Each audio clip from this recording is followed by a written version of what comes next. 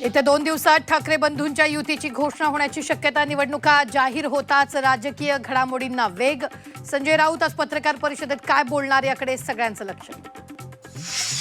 मुंबईत आज शिवसेना उद्धव बाळासाहेब ठाकरे पक्षाचा मेळावा. उद्धव ठाकरेंसह आदित्य ठाकरे मेळाव्याला संबोधित करणार. महापालिका निवडणुका जाहीर होताच मुंबईत बॅनर वॉर. जे हिंदुत्वाचे नाही झाले ते मराठी माणसाचे काय होणार. सेना भवनासह मातोश्री परिसरात बॅनरबाजी. कालच्या मराठी माणसा मुंबई वाचव बॅनरला जोरदार प्रत्युत्तर. जागा वाटपासाठी आज महायुतीची पहिली बैठक. भाजपच्या दादर इथल्या पक्ष कार्यालयात खलबत. बैठकीला भाजप आणि शिवसेनेचे प्रमुख नेते उपस्थित. सन्मानाने जागा मिळाल्या तर महायुतीत लढू, नाहीतर आम्ही स्वबळावर लढू. जागा वाटपावर मंत्री गुलाबराव पाटलांचं वक्तव्य. वरिष्ठ नेत्यांशी चर्चा करणार असल्याचं गुलाबरावांचं स्पष्टीकरण. झी 24 तासनं उघड केलेल्या जमीन गैरव्यवहाराप्रकरणी दिग्विजय पाटलांची काल तब्बल 11 तास चौकशी.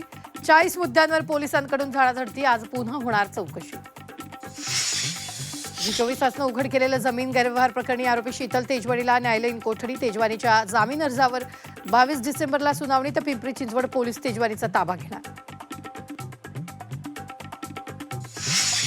झी 24 तासनं उघड केलेल्या जमीन गैरव्यवहार प्रकरणाच्या कागदपत्रांची रवींद्र तारूनं विल्हेवाट लावल्याचा संशय.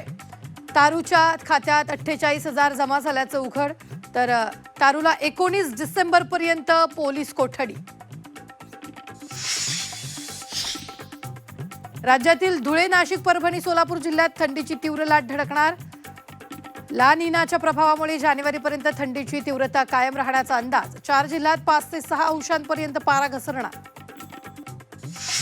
रेल्वे मार्गासाठी अकोलेकरांचा एल्गार. आज संगमनेर प्रांत कार्यालयावर धडकणार मोर्चा.